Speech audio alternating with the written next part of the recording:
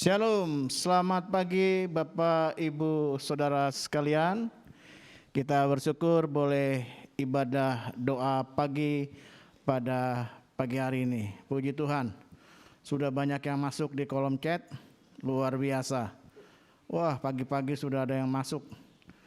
Ya, kita akan mulai ibadah kita pada kesempatan pagi hari ini. Kita siapkan untuk apa yang Tuhan ingin kerjakan bagi kita sekalian.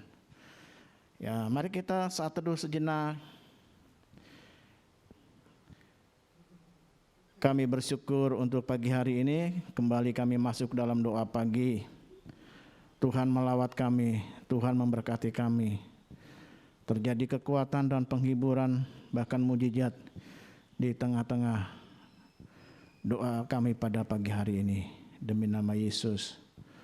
Haleluya, amin. Ku bersyukur. Kita naikkan pujian ini.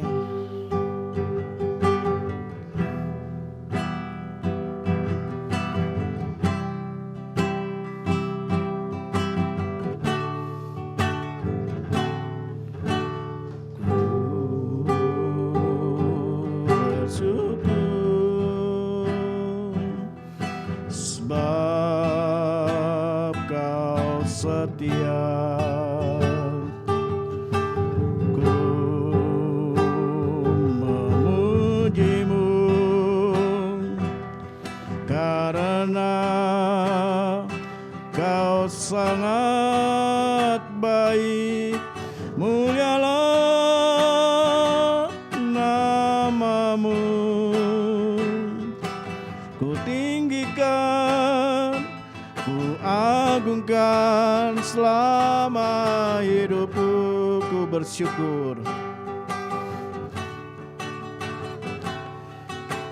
Ku bersyukur sebab Kau setia. Ku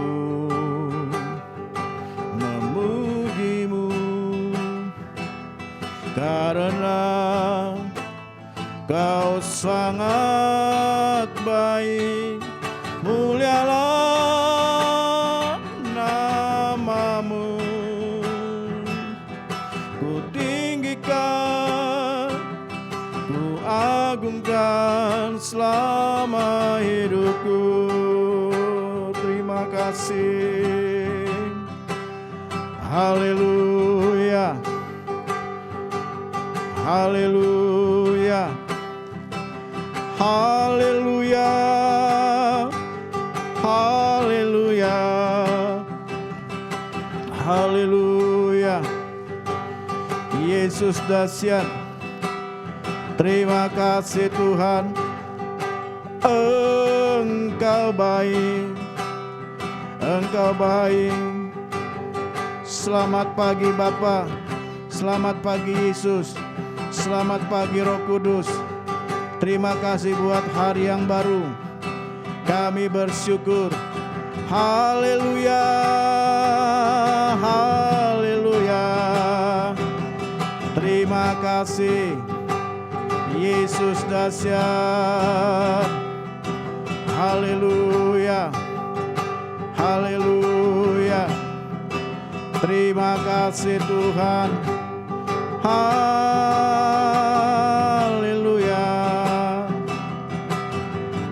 Bapa, terima kasih. Haleluya. Selamat pagi Bapa, selamat pagi Yesus, selamat pagi Roh Kudus. Kami bersyukur boleh berada di hari yang baru. Kami siap untuk menerima firman-Mu. Tuhan bicara bagi kami. Demi nama Yesus, haleluya, amin. Bapak Ibu yang mau silakan mau sapa-sapa, ya mau menyapa saudara-saudara seiman. Yang lainnya silakan tulis di kolom chat. Kalau ada pokok doa pun cantumkan di kolom chat.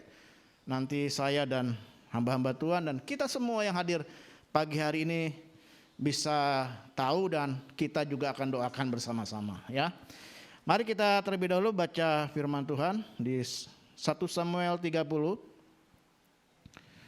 Kalau ada yang mau kasih ayat-ayat kekuatan di kolom chat, silakan kasih ayat-ayat kekuatan. Nah, nanti setelah saya khotbah mau sapa lagi, mau kasih komentar, mau meresponi firman Tuhan, mau kasih firman Tuhan, ya ada ayat yang didapat, silakan. Atau mungkin puji Tuhan saya diberkati dengan firman Tuhan pagi hari ini khususnya di poin yang ini.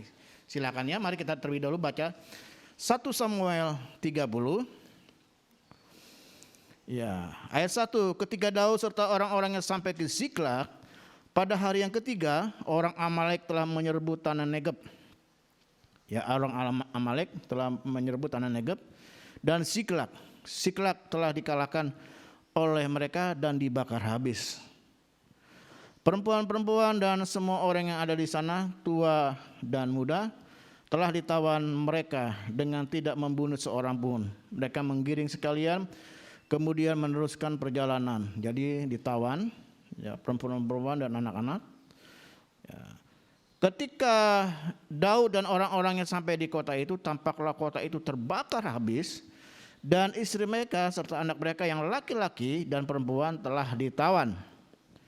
Lalu menangislah Daud dan rakyat yang bersama-sama dengan dia itu dengan nyaring sampai mereka tidak kuat lagi menangis. Bayangkan, ya begitu berat ya sampai menangis, udah nggak kuat nangisnya, paling tinggal ya sesegukannya ya. Nah, perhatikan ayatnya yang ke-6, dan Daud sangat terjepit karena rakyat mengatakan hendak melempari dia dengan batu. Seluruh rakyat itu telah pedih hati masing-masing karena anaknya laki-laki dan perempuan. Tetapi Daud menguatkan kepercayaannya kepada Tuhan Allahnya. Sampai di situ. Bapak Ibu sekalian, jemaat yang Tuhan Yesus kasih yang pagi hari ini hadir dalam doa pagi, ya, kita semua mungkin pernah mengalami ya masalah yang datang bertubi-tubi. Yang satu belum kelar, yang satu belum beres, yang satu belum selesai, datang yang satu, bahkan dua, bahkan tiga, bahkan empat, dan ya tertimbun, menumpuk masalah itu bertubi-tubi. Sehingga kita tidak mampu keluar dari pergumulan yang bertubi-tubi itu. Dan saya percaya semua orang pernah mengalami, termasuk saya. Bapak Ibu yang hadir pagi hari ini pun pernah mengalami ya. Belum kelar masalah, datang masalah lagi. Belum masalah yang kedua belum selesai, datang masalah yang ketiga, yang keempat, yang kelima. Bertubi-tubi kita pernah mengalami. Sehingga tidak jarang ada banyak orang yang putus asa, mengambil keputusan yang singkat, bahkan bisa mengakhiri hidupnya dengan cara bunuh diri karena sudah nggak tahan dengan hal-hal yang dia hadapi, masalah-masalah yang dihadapi, melakukan tindakan-tindakan bodoh karena tidak tahan menghadapi pergumulan masalah. Bahkan tidak sedikit ada banyak orang ragu akan kebaikan Tuhan. Ada banyak orang jadi ragu, benarkah Tuhan ada? Ada banyak orang jadi ragu dan berkata, benarkah Tuhan mendengar pergumulanku? Benarkah masih ada mujizat? Apakah mujizat itu nyata atau tidak? Kemudian terjebak mengambil jalan pintas yang menyesatkan. Bapak Ibu sekalian, hal ini pun yang dialami oleh Daud. Ya, semuanya terlihat mengerikan. Pada satu kali Daud dan tentaranya tiba di Ziklag. Mereka menemukan kota itu habis terbakar. Lalu dalam ayat yang ke-6 tadi, dan Daud sangat terjepit. Nah, Bapak Ibu sekalian, adakah hari-hari ini engkau sedang mengalami seperti Daud, terjepit? Ya, kiri kanan menjepit, maju mentok, mundur juga mentok, terjepit. Ya. Enggak hanya sampai di situ, pergumulan dihadapi orang-orang Israel dengan Daud, ya kotanya habis terbakar. Lalu anak istrinya ditawan oleh tentara musuh. Lalu kemudian kondisi yang dialami oleh Daud begitu menjepit hidupnya sehingga rakyat menjadi pedih hati, lalu mengambil keputusan untuk melempari Daud dengan batu.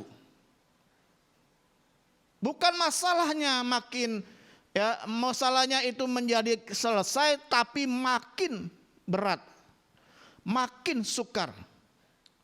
Tapi perhatikan yang pertama, kita perhatikan, kita belajar dari ayat 6 bagian C. Ya, mari kita baca sama-sama Bapak Ibu yang ada di rumah di kalimat yang terakhir dari ayat 6. 3, 2, 1. Tetapi Daud menguatkan kepercayaannya kepada Tuhan Allahnya. Ketika kita terjepit ya dengan masalah yang datang bertubi-tubi yang enggak kunjung selesai, bahkan ya begitu menumpuk, yang pertama yang harus kita lakukan adalah menguatkan kepercayaan kita kepada Tuhan. Amin. Ya. Tetap kita menguatkan kepercayaan kepada Tuhan bahwa Tuhan sanggup menolong kita. Tuhan sanggup menyembuhkan kita. Tuhan sanggup mengubah hidup kita. Tuhan sanggup menyelesaikan pergumulan kita. Tuhan sanggup ya, menolong kita di tengah-tengah masalah yang kejepit. Sekalipun mungkin kelihatan lambat pertolongan Tuhan, tapi tidak pernah terlambat. Artinya selalu tepat pada waktunya. Amin. Yang pertama kita lakukan ya adalah menguatkan kepercayaan kita kepada Tuhan. Yang kedua ayat 8. Kemudian bertanyalah Daud kepada Tuhan, katanya, haruskah aku mengejar gerombolan itu? Akan dapatkah mereka kususul?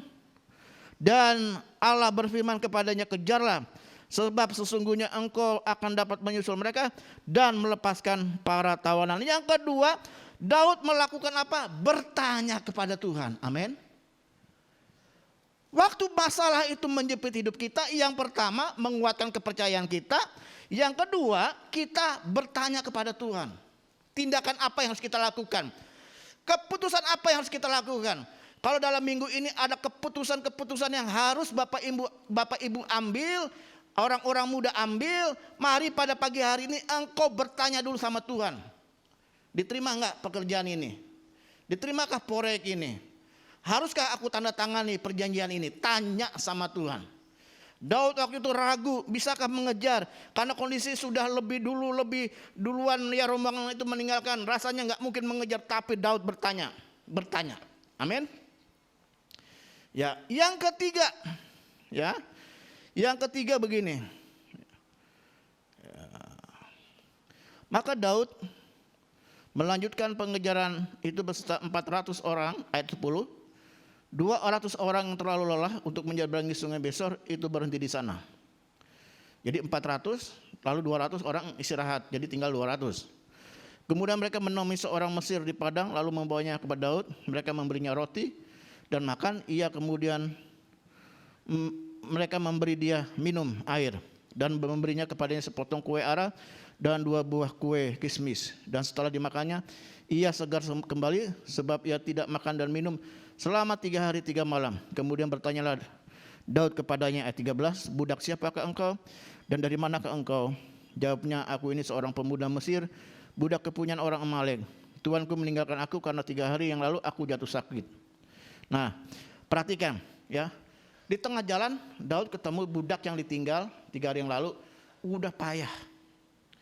Udah gak bisa apa-apa. Ditolong, dikasih makan segar, lalu cerita. Nah, begini Bapak Ibu sekalian, yang ketiga saya ingin ingatkan, kadangkala mujizat itu bisa terjadi dimulai dari hal yang lemah, yang gak kelihatan, yang gak kita anggap, yang kita anggap remeh. Ya. Jadi mujizat itu tidak selalu dikemas dalam bentuk yang indah, yang bagus, kelihatannya mentereng, kelihatan hebat, kelihatannya kuat, kelihatannya isinya berbobot. Tidak, kadangkala Tuhan kemas mujizat itu melalui hal-hal yang sederhana. Ya. Orang-orang yang ada di sekitar kita yang sederhana, ya mungkin itu seorang pembantu kita justru menolong kita, mungkin itu seorang driver ya kita dan dia menolong kita, mungkin juga itu dia seorang security bawahan kita, mungkin itu tetangga kita yang biasa-biasa saja, mungkin seorang hamba Tuhan yang dari desa ya dari daerah terpencil, justru dia menolong kita. Mungkin itu dari adik kita yang nggak pernah kita bayangkan dia akan menolong. Mungkin itu juga datang dari ya kakak kita yang mungkin kita berasumsi berpikir nggak mungkin menolong, tapi dia menolong. Artinya yang ketiga, mujizat bisa dimulai dari yang lemah, dari yang kecil, dari yang tidak berarti, dari hal-hal yang remeh. Amin. Ya kuncinya tadi, ya kuatkan hatimu, lalu tanya sama Tuhan. Yang ketiga, siap menerima mujizat walaupun kecil, jangan dianggap remeh. Ya, jangan dianggap remeh. Tuhan bisa lakukan mujizat. Ya, ayat 17 sampai ayat yang ke-20, Bapak Ibu baca aja di tempatnya masing-masing. Ya, Daud melakukan kemenangan. Ya. Melakukan jarahan dan berhasil. Karena apa? Karena yang pertama, Daud menguatkan hatinya. Bapak Ibu yang hari ini sudah mulai ragu, mulai khawatir, lemah imanmu, kuatkan hatimu. Yang kedua, tanya sama Tuhan apa yang kau akan lakukan. Yang ketiga, jangan anggap remeh di sekitar kita yang kita jumpai mungkin lemah, kecil, nggak ada apa-apanya. Justru Tuhan pakai untuk Tuhan memberkati hidup kita, untuk Tuhan mengadakan mujizat. Amin.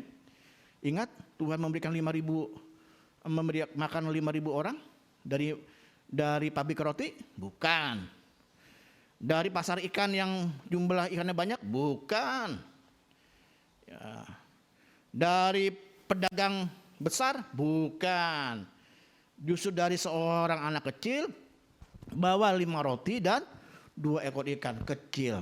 Waktu seorang nabi datang kelaparan, apakah dia datang ketemu dengan janda kaya? Bukan. Janda yang banyak duit? Bukan. Yang punya pabrik roti? Bukan. Yang punya pabrik minyak goreng? Bukan. Yang punya pabrik tepung terigu? Bukan. Justru seorang janda miskin yang hanya segenggam tepung dan sedikit minyak. Justru ya Nabi Elia mengalami mujizat Tuhan. Jadi demikian dengan hidup kita. Mungkin pada minggu ini saat engkau terjepit, justru Tuhan pakai hal-hal yang remeh untuk Tuhan mengadakan mujizat. Tuhan Yesus memberkati. Terima kasih untuk firman-Mu pagi hari ini. Dalam nama Tuhan Yesus Kristus. Haleluya. Amin. Ya, puji Tuhan, Bapak Ibu sudah bisa tulis komentar, kata-kata kekuatan, meresponi firman Tuhan yang didapat, ya, saling menguatkan, saling memberikan kata-kata semangat, pokok-pokok doa yang ditulis di kolom chat bisa kita doakan sama-sama, ya. Itu saja. Kita akan jumpa besok hari Selasa dalam ibadah ucapan syukur hari kemerdekaan negeri kita, ya, yang ke-76. Dan ibadah akan serta dengan baptisan air. Ibadah dimulai pada pukul 8.30 pagi. Ya. Kita siapkan untuk menerima lawatan Tuhan. Akan diliput langsung oleh tim multimedia sehingga Bapak Ibu yang nggak bisa antar saudaranya, keluarganya, rekannya ikut baptisan bisa melihat di channel YouTube kita. Mari kita akhiri ibadah kita pagi hari ini. Yang mau belanja silakan, ya. Mau lanjut lagi nanti nyuci baju, mau berangkat ke kantor silakan, ya. Tetap semangat, salam sehat. Kita berdoa. Terima kasih untuk pagi hari ini. Dalam nama Tuhan Yesus Kristus, kami bersyukur buat berkat-Mu. Setiap pokok-pokok doa kami akan naikkan, kami akan dukung dalam doa-doa kami. Setiap jemaat-Mu yang hari ini melakukan aktivitas, Tuhan buat berhasil, perlindungan Tuhan atas kami sekalian. Kami sepakat demi Bapa, Anak dan Roh Kudus, yaitu di dalam nama Tuhan Yesus Kristus. Kami buka hari yang baru, kami buka minggu yang baru, kami buka pekan yang baru, kami buka kunci aktivitas kami, kunci kegiatan kami, kunci pelayanan kami, kunci pekerjaan kami. Bahkan dalam nama Yesus kami buka kunci berkat kami. Dan akhirnya kekasih-kekasih Tuhan sekarang, terimalah berkat Allah Bapa, kasih karunia dari Tuhan Yesus Kristus, persekutuan dengan kuasa Roh Kudus, tinggal bersama dan kita sekalian dari saat ini sampai selama-lamanya. Bersama kita katakan, amin. Puji Tuhan, Tuhan Yesus memberkati. Kita jumpa dalam doa pagi di hari berikutnya, dan doa malam, Selasa malam dan Jumat malam. Haleluya.